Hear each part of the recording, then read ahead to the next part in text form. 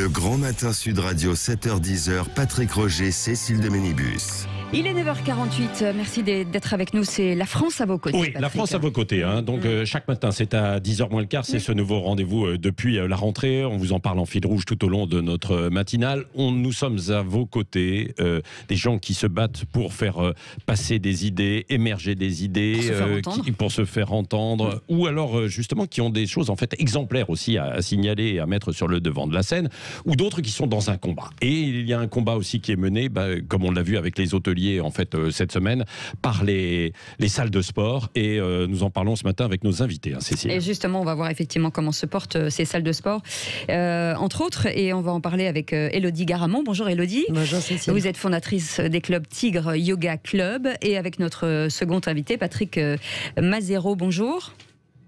Bonjour Cécile. Vous êtes président fondateur du réseau L'Appart Fitness et vous êtes aussi vice-président du syndicat patronal, attention c'est long, France Active Fédération Nationale des Entreprises des Activités Physiques de Loisirs. Ça y est, on est allé Vous pouvez me le répéter deux fois, non? Oui, je vous le répéterai tout à l'heure. Je vous l'enverrai par un texto, comme ça vous pourrez le redire.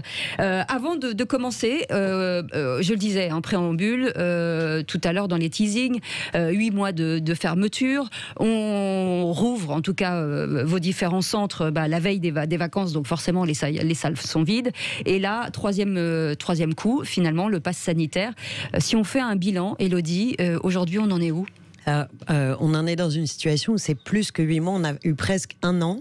On a été les derniers à rouvrir en 2020, le 22 juin quand tout le monde rouvrait le 11 mai. On a été les premiers à refermer le 25 septembre avant tout le monde parce qu'il fallait prendre une mesurette un peu exemplaire et faire avoir une réaction publique. Et on a été les derniers à rouvrir le 9 juin. Donc on est presque à un an au cumulé de fermeture avec aucune imposition de baisse de loyer ou de réduction de loyer qui a été imposée aux bailleurs.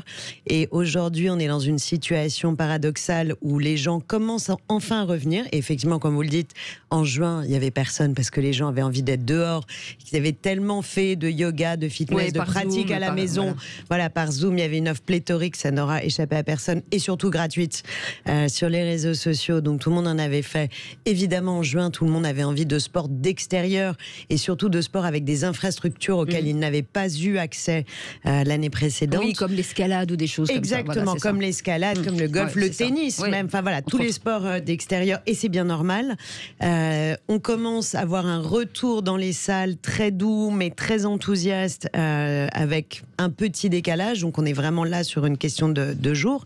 Mais la différence avec les autres, c'est que quand vous allez au resto, vous payez l'addition. Quand vous venez dans une salle de sport, vous vivez sur vos crédits, vos abonnements prolongés depuis 2019. Ouais. C'est-à-dire que là, on est à peu près 70% d'élèves qui n'ont pas à payer pour venir, avec des prolongations d'abonnement. Ça veut dire que vous êtes dans les encours aujourd'hui et que tous ces gens qui vont venir chez vous vont pas payer encore pendant un an. On a des encours clients. On a été très peu protégés. Il y a eu un décret qui est passé au mois de décembre 2020 pour protéger les demandes de remboursement, c'est-à-dire que toutes les personnes qui légitimement demandaient un remboursement parce que les salles étaient fermées n'avaient pas le droit de récupérer cet argent sonnant et trébuchant, mais pouvaient bénéficier d'un avoir de 1 an prolongé de 6 mois. Donc déjà, on va bientôt arriver à la fin de cette année, donc toutes les personnes à qui on a dû faire cette démarche et cette promesse d'avoir vont pouvoir demander les remboursements en fin d'année, et ça c'est pour toutes les salles de France.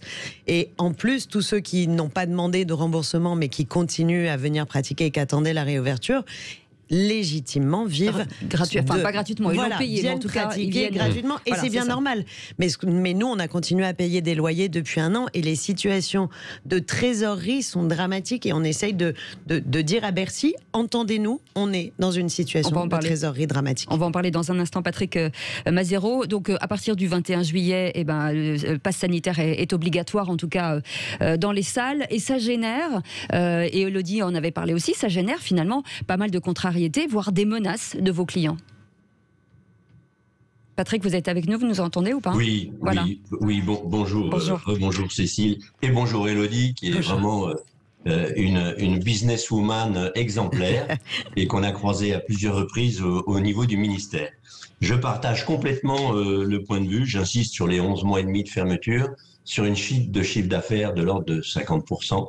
Et une perte de plus d'un tiers des clients du marché national. Il y a 2,5 millions de Français qui ont pratiqué, qui ont perdu la notion de pratiquer le fitness dans nos salles. Le pass sanitaire est arrivé, comme le disait Élodie, à un moment donné où il y avait une petite reprise de l'activité avec des infrastructures, comme vous l'avez souligné, mais aussi du coaching. Je pense que les gens avaient besoin d'être encadrés, coachés dans une structure protégée de tous les problèmes de virus, etc. Et avaient besoin aussi de retrouver ce qu'on trouve dans les établissements de fitness et de yoga, le lien social. Donc, ce pass sanitaire, on a été les premiers secteurs à être victimes de l'obligation de le mettre en place. Et là, c'est un arrêt net. C'est un arrêt net, c'est-à-dire que vos clients, d'abord, ont refusé de venir, c'est ça? Pas tous, quand même. Bah, beaucoup. Et en plus, ils sont plutôt assez insultants. Alors, vraiment, nos collaborateurs ont été pris comme des policiers qui faisaient appliquer un décret qui était injuste. Et ça, c'est terrible de faire porter cette casquette de la répression à des salariés qui eux-mêmes sont en difficulté. Ils viennent de subir 11 mois de chômage partiel, ils ont perdu du pouvoir d'achat, ils ont perdu de l'énergie, ils ne sont pas sûrs de pérenniser leurs emplois et en plus, ils se font, entre guillemets, insulter aux accueils. On a même été obligé, dans certains des établissements du secteur, de faire intervenir la police tellement les collaborateurs étaient mis en danger. Donc, côté collaborateur, ça a été très difficile à vivre. Côté économie, c'est un geste supplémentaire qui nous prend du temps. C'est-à-dire qu'au lieu de s'occuper de nos clients, au lieu de les encadrer, de les coacher, on est obligé de faire un contrôle d'accès qui nous mobilise de la masse salariale supplémentaire. Patrick, est-ce que vous pouvez confirmer sur le site du syndicat, il est stipulé que les salles, aujourd'hui, les salles que vous représentez, c'est plus d'1 milliard d'euros de pertes?